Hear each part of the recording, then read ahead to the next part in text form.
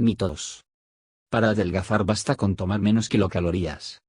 La vida no está hecho para contar calorías, dice un anuncio televisivo de un producto alimentario que precisamente se promociona como light. Aquellos que nos invitan a olvidarnos de la cantidad de energía de los alimentos, curiosamente se enorgullecen del bajo aporte energético de los suyos. ¿En qué quedamos?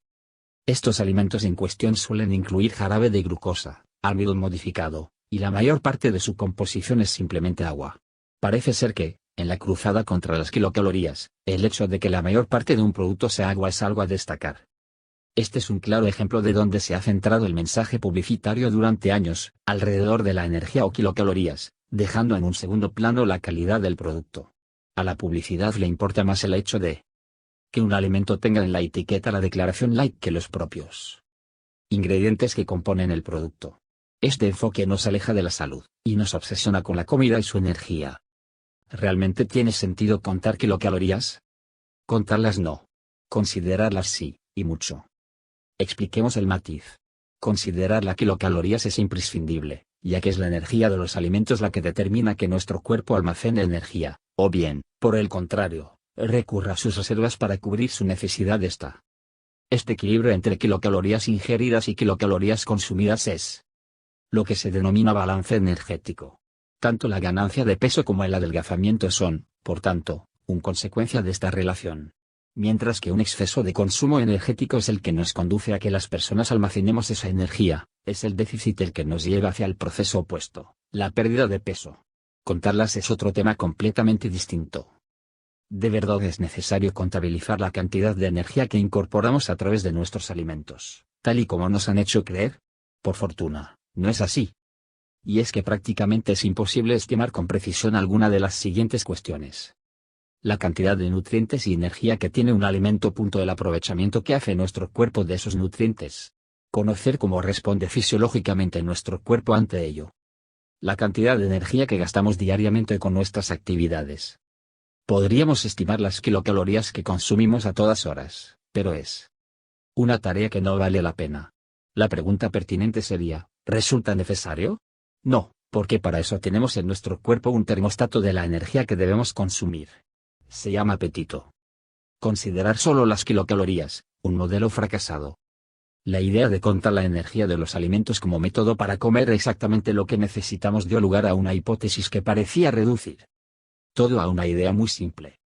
Adelgazar es tan sencillo como gastar más kilocalorías de las que se consumen. Esto puede ser un recurso a utilizar en ciertos momentos muy concretos, pero no para lo que nos queda de vida. Pensar que todo se reduce a ingerir menos kilocalorías implica tener mucha fe en nuestros conocimientos dietéticos, nuestra saciedad y nuestro autocontrol. Premisa errónea: no vivimos en una jaula como ratas de laboratorio. Para un sujeto que se encuentra encerrado entre cuatro paredes o rejas, reducir su aporte energético desembocará, con toda seguridad, en una reducción de peso. Es comprensible, puesto que no tiene acceso a ningún otro producto alimentario, y por tanto no tiene más remedio que comer lo que la escasa disponibilidad le dicta. Cuando esto sucede en el mundo real, la cosa cambia drásticamente. Imaginemos la misma situación, pero en una persona que se despierta con armarios llenos de comida. Al encender la televisión ve varios anuncios sobre alimentos superfluos. De camino al trabajo se topa con varios establecimientos de comida para llevar. En el centro de trabajo las opciones para comer no son las más adecuadas. Allí dispone además de varias máquinas de vending, y a la salida del mismo los estímulos que ofrece la calle para merendar son un mar de procesados. ¿Podemos comparar la respuesta del sujeto enjaulado con la del sujeto que vive en el mundo real? Por supuesto que no. Por eso, el conteo de kilocalorías como acercamiento teórico puede valer, pero llevado a la práctica fracasa. Especialmente si vivimos en este entorno orientado hacia el consumo excesivo y poco responsable. Es lo que se conoce como un ambiente obesogénico. Nuestra jaula es enorme, es una sociedad entera.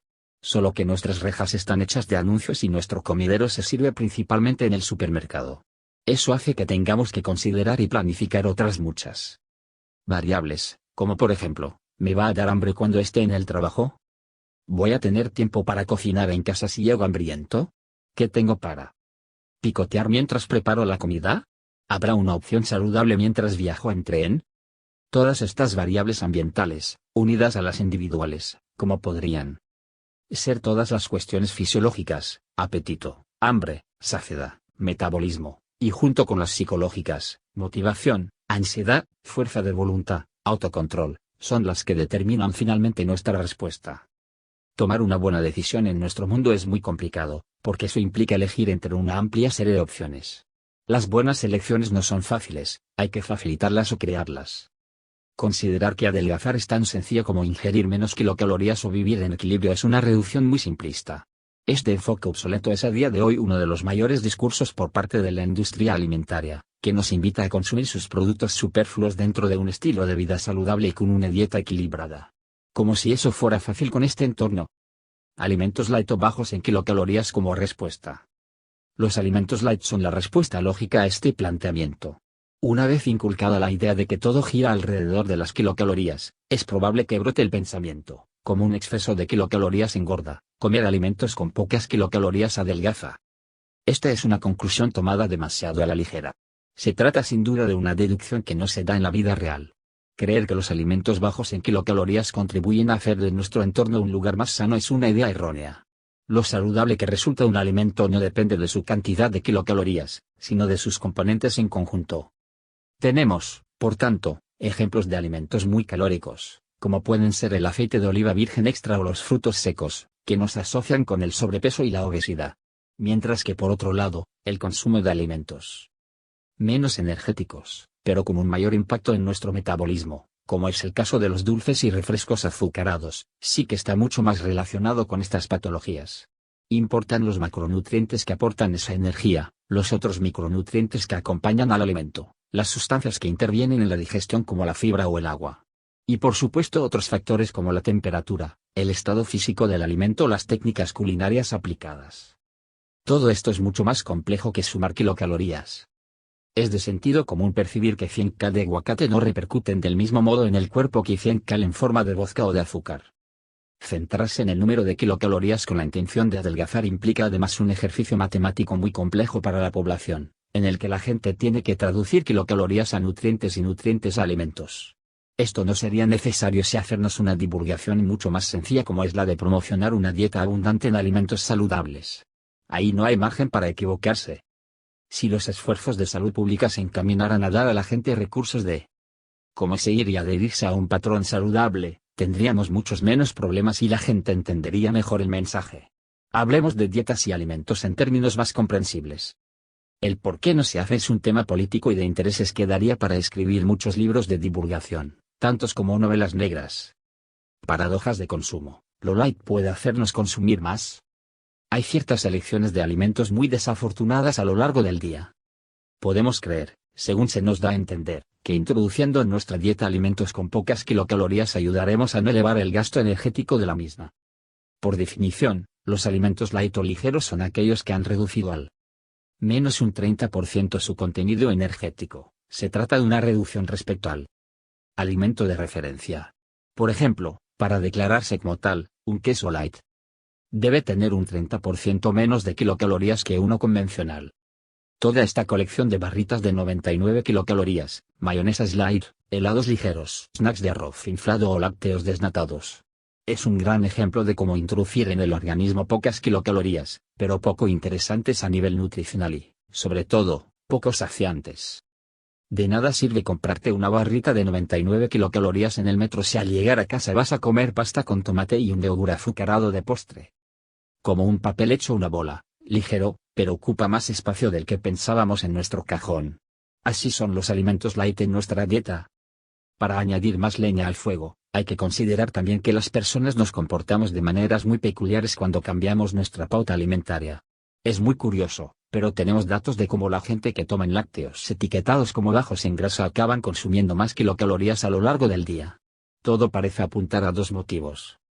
Se subestima el contenido energético de los productos desnatados. Estos alimentos producen menos saciedad a lo largo del día. Al final, las personas pueden acabar comiendo más cantidad al tomar estas decisiones. Cambiar el entorno, un primer paso para no contar kilocalorías. La lógica fisiológica consiste en seguir las indicaciones de nuestro apetito. Pero desde que la alimentación es un acto social más que biológico, nuestro cuerpo está sujeto a otros estímulos además de los hormonales. Ya no solo las rutinas sociales fomentan un consumo constante, sino que el acceso continuo a los alimentos y las características de los mismos no ayudan. Los alimentos a los que tenemos acceso son en muchas ocasiones de baja calidad nutricional. Estamos demasiado expuestos a alimentos ultraprocesados, que usan en su composición ingredientes orientados a crearnos una sensación de placer exacerbada. No me refiero a químicos extraños ni a la idea conspiranoica que se oye de que nos están envenenando.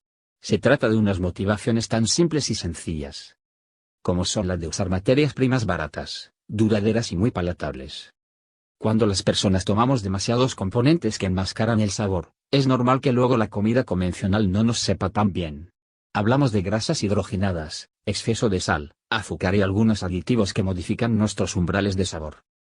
Evitar este escenario es más fácil si se cambia parcialmente el entorno y se propician elecciones más saludables que permitan comer más sano sin tanto esfuerzo. Rodearse de alimentos sanos, que sean materias primas sin procesar, es el mejor inicio. Es entonces cuando comiendo ad libitum el apetito resulta útil como indicador de nuestras necesidades energéticas. Ahí estamos considerando la saciedad de nuestro organismo sin que interfieran en ella los actores que interpretan el teatro del ambiente obesogénico.